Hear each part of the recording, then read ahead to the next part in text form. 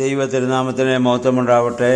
Bible reading പ്രോഗ്രാമിൽ സംബന്ധിക്കുന്ന എല്ലാവർക്കും കർത്തൃനാമത്തിൽ സ്നേഹവന്ദനം. അപ്പോസ്തലനായ യോഹന്നാൻ ശ്ലീഹ എഴുതിയ 1-ാം ലേഖനം 2-ാം അധ്യായം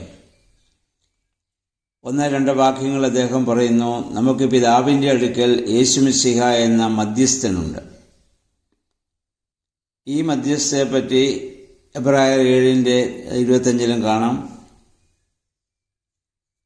അപ്പോൾ യേശുക്രിസ്തു ഏക മധ്യസ്ഥനാകിയാൽ വിസ്തുവിലുള്ള മധ്യസ്ഥ പ്രാർത്ഥന ആവശ്യമില്ല എന്ന് പറയുന്നവരുണ്ട്.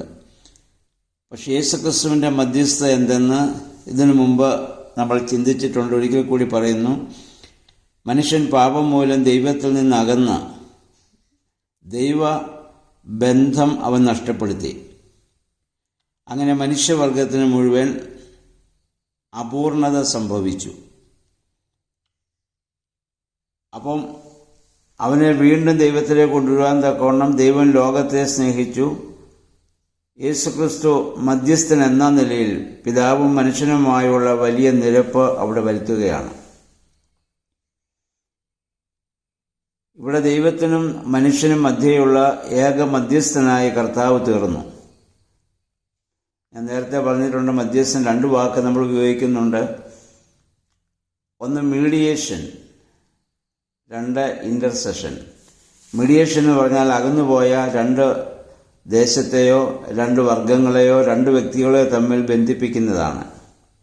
ആ മധ്യസ്ഥ മറ്റാർക്കുമില്ല, ഉണ്ടാവില്ല, ഉണ്ടാവേണ്ട ആവശ്യവുമില്ല. യേശുക്രിസ്തുവിൻ്റെ ഒരിക്കലായി നടന്ന പരമയാഗത്താൽ ആ മധ്യസ്ഥ സാധിച്ചു കഴിഞ്ഞു. എന്നാൽ നമ്മൾ പറയുന്നത് ഇന്റർസെഷനാണ്. ഇന്റർസെഷൻ പറയുന്നത്, അപ്പം നമ്മൾ ഒരിക്കലും പരിശുദ്ധന്മാരെ കർത്താവിൻ്റെ സ്ഥാനത്തല്ല നമ്മൾ കാണുന്നത്. നമ്മൾ പറയുന്നത് ദൈവസന്നിധിയിലുള്ള ഏക മധ്യസ്ഥനോട് ഞങ്ങൾക്ക് വേണ്ടി നിങ്ങൾ അപേക്ഷിക്കണമെന്നാണ്. നമ്മുടെ പാട്ടുകൾ അതിന് വളരെ വ്യക്തമാണല്ലോ. പരിശുദ്ധന്മാരെ നിങ്ങൾ പ്രാർത്ഥിപ്പിൻ കർത്താവോടായി, അങ്ങനെ നമ്മൾ പാടുന്നത്. ഭക്തർ പുകഴ്ച ഭാജനമേ നിന്നിലുദിച്ചോർ ഏകസുതൻ, തൃക്കരൾ ഞങ്ങളിൽ അലിവാന്തൻ പക്കൽ അപേക്ഷ അണയ്ക്കണം. നിങ്ങൾ ഞങ്ങൾക്ക് വേണ്ടി പ്രാർത്ഥിക്കണമെന്ന് മാത്രമാണ് നമ്മൾ അവരോട് ആവശ്യപ്പെടുക യേശുവിൻ്റെ സന്നിധിയിൽ. അപ്പം നമ്മുടെ മധ്യസ്ഥനായ പിതാവിൻ്റെ സന്നിധിയിൽ നമ്മുടെ കർത്താവായ യേശു മിശിഹായുണ്ട് എന്നുള്ളതാണ്. ആ മധ്യസ്ഥയെക്കുറിച്ചാണ് ഇവിടെ യോഹന്നാൻ ശ്ലീഹ ഇവിടെ പറയുന്നത്. 3 മുതൽ 6 വരെയുള്ള വാക്യങ്ങൾ ദൈവത്തെ അറിയുന്നവരാരാണ്? 1, ദൈവകൽപ്പനകൾ പാലിക്കുന്നവനാണ്. 2, അങ്ങനെ പാലിക്കുന്നവനിൽ ദൈവത്തിൻ്റെ സ്നേഹം പൂർണ്ണമായുമുണ്ട്.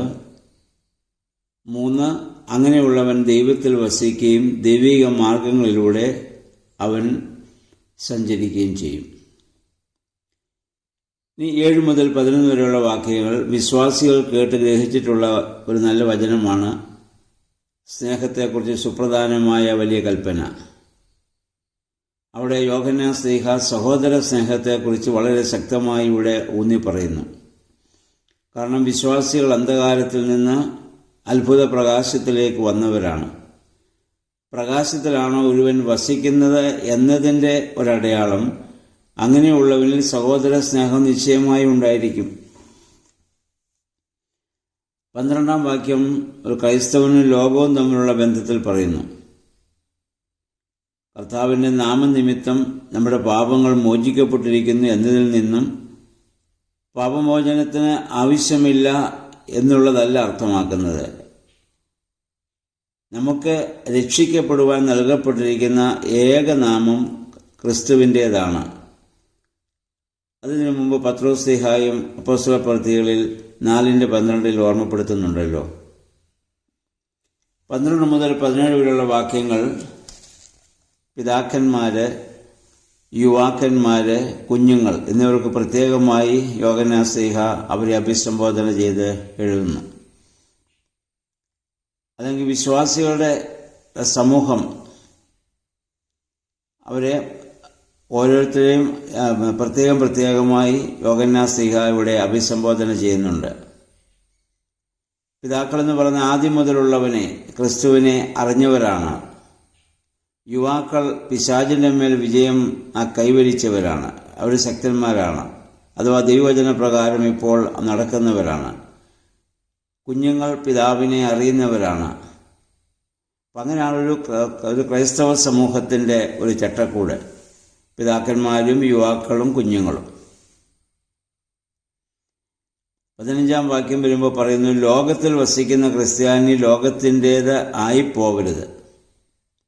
അതിനെപ്പറ്റി നമ്മുടെ പിതാക്കന്മാർ പറയുന്നൊരു ഉദാഹരണമുണ്ട്, വള്ളം വെള്ളത്തിലെന്ന പോലെ. വള്ളം 24 മണിക്കൂറും കിടക്കുന്നത് വെള്ളത്തിലാണ്. പക്ഷെ വള്ളത്തിനകത്ത് കയറുകയില്ല. കയറിയാൽ പിന്നെ വള്ളം മുങ്ങിപ്പോകും. അതുപോലെ പാപമംഗലമായൊരു ഭൂമിയിലാണ് നമ്മൾ ജീവിക്കുന്നത്. ആ പാപം കൂടാതെ നമുക്ക് ജീവിക്കാൻ പറ്റണം. നമുക്കറിയാം, കടൽ യാത്രയ്ക്ക് പോകുന്നവർ ആ കടലിലെ ഉപ്പ് ജലമായതുകൊണ്ട് അവർ കുടിക്കാൻ വേറെ വെള്ളം അവർ സ്വീകരിച്ചുകൊണ്ടാണ് അവർ പോകുന്നത്. ആയതുപോലെ തന്നെ നമ്മളും ഈ പാപമയമായ ലോകത്തിൽ ജീവിക്കുമ്പോൾ ആ ലോകത്തിൻ്റേതായ പാപം നമ്മിൽ ഏശാതെ ആ ശുദ്ധജലം ദൈവത്തിൽ നിന്ന് കുടിക്കുവാൻ നമുക്ക് സാധിക്കണം. അപ്പോൾ അപ്രകാരമുള്ളൊരു ജീവിതമാണ് ഈ ലോകത്തിൽ ഒരു വിശ്വാസിയിൽ നിന്ന് പ്രതീക്ഷിക്കുന്നത്. അതായത് ഇനി മുന്നോട്ട് നമ്മൾ വായിക്കും, ലോകസ്നേഹം, ജഡമോഹം, കൺമോഹം, ജീവനത്തിൻ്റെ പ്രതാപം. ഇത് മൂന്നും ഈ ലോകത്തു നിന്നുള്ളതാണ്. അതിനെ നമ്മൾ വിട്ടൊഴിയേണ്ടതാണ്. അതുപോലെ തന്നെ നമ്മുടെ കർത്താവും ഇത് തൻ്റെ സുവിശേഷത്തിൽ നമ്മൾ നേരത്തെ വായിച്ചിട്ടുള്ളല്ലോ, നമ്മുടെ കർത്താവ് അരുളി ചെയ്തത്, നിങ്ങൾക്ക് ദൈവത്തെയും ദ്രവ്യത്തെയും ഒരുപോലെ സേവിപ്പാൻ സാധിക്കുകയില്ല. അതുകൊണ്ട് ഇതിൻ്റെ വെളിച്ചത്തിൽ ഒരു ക്രൈസ്തവർ ബുദ്ധിപൂർവം കാര്യങ്ങൾ തിരഞ്ഞെടുക്കേണ്ടതാണ്. ലോകവും, യോഹന്നാൻ പറയുന്നു, ലോകവും അതിൻ്റെ മോഹങ്ങളും കടന്നുപോകും, ദൈവഹിതം നിറവേറ്റുന്നവൻ എന്നും നിലനിൽക്കുമെന്നുള്ളതാണ്. ഇനി യേശുവല്ല ആ മശിഹ എന്ന് പറയുന്നവർ, അവരാണ് ഇത് അതിന് 18-19 വാക്യങ്ങൾ. യേശുക്രിസ്തുവിൻ്റെ രണ്ടാമത്തെ വരവിന് മുൻപ് വ്യാജ മശിഹ പ്രത്യക്ഷപ്പെടുമെന്ന് ആദിമകാലം മുതലേ ക്രൈസ്തവർ വിശ്വസിച്ചിരുന്നു. അത് യോഹന്നാൻ ശ്ലീഹ ശക്തമായി ഇവിടെ പ്രബോധിപ്പിക്കുന്നുമുണ്ട്. ആരാണ് അങ്ങനെയുള്ളവർ? അവർ സത്യസഭയിൽ നിന്ന് വിട്ടുപോയവരാണ്. യേശു മശിഹ അല്ല എന്നവർ ഇത് പറയുന്നവരാണ്. പിന്നെ എന്നാൽ വിശ്വാസികളുടെ പ്രത്യേക 20-ാം വാക്യത്തിൽ പറയുന്നു, പരിശുദ്ധന്റെ അഭിഷേകം നിങ്ങളിൽ ഉള്ളതിനാൽ നിങ്ങൾ എല്ലാവരെയും വിവേചിച്ചറിയുന്നു. അങ്ങനെ വ്യാജ ക്രിസ്തുക്കളെ നിങ്ങൾക്ക് വിവേചിക്കാൻ സാധിക്കും. കാരണം പരിശുദ്ധനായ യേശുക്രിസ്തുവിൻ്റെ അഭിഷേകം നിങ്ങളിലുണ്ട്. നമുക്ക് മാമോദീസായിലെ അഭിഷേകം നമുക്ക് ലഭിച്ചതാണ്. ഇവിടെ അഭിഷേകം എന്ന് പറയുന്നത് ആ തൈലം കൊണ്ട് തന്നെയുള്ള അഭിഷേകമാണ് ഇവിടെ ഉദ്ദേശിച്ചിട്ടുള്ളത്. അനോയിൻറ്റിങ് എന്ന വാക്കാണല്ലോ ഇംഗ്ലീഷിൽ അവിടെ ഇത് പറയുന്നത്. അപ്പോൾ നമ്മളൊക്കെ മാമോദീസായിൽ അമോറോൻ അത് തൈലത്താൽ അഭിഷേകം ഇത് ചെയ്യപ്പെട്ടവരാണ്. നമ്മുടെ കർത്താവിൻ്റെ കാലത്തും ഈ തൈലം കൊണ്ടുള്ള അഭിഷേകമുണ്ടായിരുന്നു. മർക്കോസിന് സുവിശേഷം 6:13 യാക്കോബിൻ്റെ ലേഖനം 5:14 നമ്മളിത് കണ്ടതാണ്. അതുപോലെ തന്നെ പഴയ നിയമകാലത്തെ രാജാക്കന്മാരെയും പുരോഹിതന്മാരെയും ഒക്കെ ആ തൈലം കൊണ്ട് അഭിഷേകം ചെയ്യുമായിരുന്നു. 1 ശമൂവേൽ 16:13 നമുക്ക് പറയുന്ന അറിയാമല്ലോ, ശമൂവേൽ തൈലക്കൊമ്പെടുത്ത് ദാവീദിൻ്റെ സഹോദരന്മാരുടെ മധ്യത്തിൽ വെച്ച് അവനെ അഭിഷേകം ചെയ്തെന്ന്. അന്നു മുതൽ കർത്താവിൻ്റെ ആത്മാവ് അവൻ്റെ മേൽ വന്നുവെന്ന് നമ്മൾ വായിക്കുന്നുണ്ട്. അപ്പം സർവശക്തനായ ദൈവം കൽപ്പിച്ച് അധികാരപ്പെടുത്തിയവരല്ലാതെ മറ്റാർക്കും ഉണ്ടാക്കുവാൻ അതിന് അധികാരമില്ല. അപ്പം അഭിഷേക തൈലം പരിശുദ്ധാത്മാ അഭിഷേകത്തിനായി ഉപയോഗിച്ചു വന്നിരുന്നു. യഹൂദന്മാരെ സംബന്ധിച്ചിടത്തോളം അഭിഷേക തൈലത്തെക്കുറിച്ച് അവർക്ക് നല്ല ബോധ്യമുണ്ട്. അതുകൊണ്ടാണ് യോഹന്നാൻ ശ്ലീഹ ഇപ്രകാരം ആ കാലത്ത് എഴുതാൻ കാരണമായിട്ട് തീർന്നത്. അതുപോലെ തന്നെ വിശുദ്ധ സഭയുടെ പാരമ്പര്യം എങ്ങനെയാണ് ഇത് മൂറോൻ അഭിഷേകം ഉണ്ടായതെന്ന് നമ്മുടെ ഇത് പറയുന്ന ഇതാണ്, സഭയുടെ പാരമ്പര്യം അനുസരിച്ച് നമ്മുടെ കർത്താവിനെ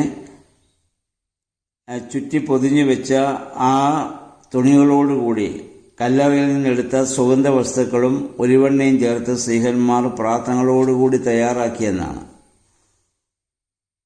ഓരോ മൂറാൻ കൂദാശ സമയത്തും ഇതിനു മുൻപിരിപ്പുള്ള ആ മൂറോനിൽ നിന്ന് എടുത്ത് പുതിയതിനോട് ചേർക്കുകയും അങ്ങനെ സ്ത്രീഹന്മാർ കൂദാശ ചെയ്ത വിശുദ്ധ മൂറോനുമായുള്ള ബന്ധം പാലിക്കുകയും ചെയ്യുന്നുണ്ട്. അപ്പോൾ അതനുസരിച്ചാണ് നമ്മൾ ഓരോരുത്തരും അങ്ങനെ അഭിഷേകം ചെയ്യപ്പെട്ടവരാണ്. അഭിഷേകം ചെയ്യപ്പെട്ടവർ ആൻറ്റിക്രൈസ്റ്റിനെ, അന്ത്യക്രിസ്തുവിനെ, അല്ലെങ്കിൽ യേശു ദൈവമല്ല എന്ന് പറയുന്നവനെ വിവേചിച്ചറിയാൻ നിങ്ങൾക്ക് സാധിക്കും. അത് സാധിക്കണമെന്ന് ഇവിടെ വ്യക്തമായി ശ്രീഹ നമ്മെ ഓർമ്മപ്പെടുത്തുന്നു. 27-ാം വാക്യം വരുമ്പോൾ ആരും നിങ്ങളെ പഠിപ്പിക്കേണ്ടതില്ല എന്ന് പറയും. എന്ന് പറഞ്ഞാൽ അതിൻ്റെ അർത്ഥം നിങ്ങൾക്ക് തോന്നിയതുപോലെ ചെയ്യാമെന്നല്ല. നിങ്ങളെ ഞങ്ങൾ അറിയിച്ചതിന് വിപരീതമായി ആരും നിങ്ങളെ പഠിപ്പിക്കേണ്ടതില്ല. ഇതാണ് പൗലോസ് ശ്ലീഹ നേരത്തെ എബ്രായ ലേഖനത്തിലൊക്കെ നമ്മെ ഓർമ്മപ്പെടുത്തിയിട്ടുണ്ടല്ലോ. അപ്പം ആ അഭിഷേകം എല്ലാ കാര്യങ്ങളും നിങ്ങളെ പഠിപ്പിക്കും. ആ അഭിഷേകമുള്ളവരാണ് ഇനി നിങ്ങളെ പഠിപ്പിക്കുക. അതുകൊണ്ട് അപ്പോസ്തലനായ പൗലോസ് ശ്ലീഹ ഇതിനു മുമ്പ് തീമോഥെയോസിന്റെ ലേഖനത്തിൽ അദ്ദേഹത്തോട് പറഞ്ഞ് നമ്മൾ കേട്ടതാണല്ലോ, നീ എന്നിൽ നിന്നും കേട്ട കാര്യങ്ങൾ മറ്റുള്ളവരെയും പഠിപ്പിക്കുവാൻ കഴിവുള്ള വിശ്വാസികളായ ആളുകളെയും നീ ഏൽപ്പിക്കുക എന്ന് പറഞ്ഞാൽ അഭിഷേകം അങ്ങനെ ചെയ്യപ്പെട്ടവരെ നീ അത് ഏൽപ്പിക്കണമെന്നാണ്. 28-ാം വാക്യം വരുമ്പോൾ കർത്താവിൽ നമ്മൾ വസിക്കുന്നതിൻ്റെ ആവശ്യവും അതിൻ്റെ പ്രയോജനവുമാണ് പറയുന്നത്. കർത്താവിൻ്റെ പുനരാഗമനത്തിൽ നമുക്ക് ലജ്ജ കൂടാതെ ധൈര്യമായി കർത്താവിന് മുമ്പിൽ നിൽക്കുവാൻ അത് നമ്മെ സഹായിക്കും. അപ്പം അതുകൊണ്ട് യോഹന്നാൻ ശ്ലീഹ സഭയിലുള്ള വിവിധ പ്രായത്തിലുള്ളവരെയൊക്കെ അഭിസംബോധന ചെയ്തുകൊണ്ട് സത്യത്തിൽ ആ പ്രകാശത്തിൽ നിലനിൽക്കുന്നതിൻ്റെ ആവശ്യങ്ങളെക്കുറിച്ചാണ് 2-ാം അധ്യായത്തിൽ നമ്മെ ഓർമ്മപ്പെടുത്തുന്നത്. വ്യാജ ക്രിസ്തുക്കൾ ഉണ്ടാകുമെന്നും അവരെ നമ്മൾ തിരിച്ചറിയണമെന്നും നമ്മൾ അഭിഷേകം പ്രാപിച്ചവരാണെന്നും ആ അഭിഷേകത്തിൻ്റേതായ സ്വഭാവവും ജീവിത രീതിയിൽ നമ്മൾ ഉണ്ടാവണമെന്നും വളരെ പ്രത്യേകമായി ശ്ലീഹ നമ്മെ ഓർമ്മപ്പെടുത്തുകയാണ്. അപ്പം അതനുസരിച്ച് നമുക്കും ഈ ഭൂമിയിൽ ജീവിക്കാൻ സാധിക്കണം. കർത്താവിൻ്റെ 2ാമത്തെ ആ വരവിനെ പ്രതീക്ഷിച്ചുകൊണ്ട് ഓരോ ദിവസവും നമ്മൾ ജീവിക്കുന്നവരാണ്. മരിച്ചുപോയവരുടെ ഉയർപ്പിനും വരുവാനിരിക്കുന്ന ലോകത്തിലെ പുതുജീവനുമായി നമ്മൾ നോക്കി പാർക്കുന്നവരാണ്. ഇപ്പോൾ ഞാൻ മുമ്പേ പറഞ്ഞതുപോലെ വള്ളം വെള്ളത്തിലെന്ന പോലെ ഈ ഭൂമിയിൽ ജീവിക്കാൻ നമുക്ക് സാധിക്കണം. അതിന് ദൈവത്തിൻ്റെ പരിശുദ്ധാത്മാവ് നമ്മൾ പ്രവർത്തിച്ചെങ്കിലേ സാധിക്കത്തുള്ളൂ. ആ പരിശുദ്ധാത്മാവെ അതിന് ഞങ്ങളെ ശക്തീകരിക്കണമേ എന്നുള്ള പ്രാർത്ഥനയോടെ ഈ ദൈവവചന ധ്യാനത്തിലൂടെ ഓരോ ദിവസവും മുന്നോട്ട് പോകാൻ നമുക്ക് ശ്രമിക്കാം. ദൈവത്തിൻ്റെ പരിശുദ്ധാത്മാവ് അതിന് നമ്മെ ശക്തീകരിക്കട്ടെ.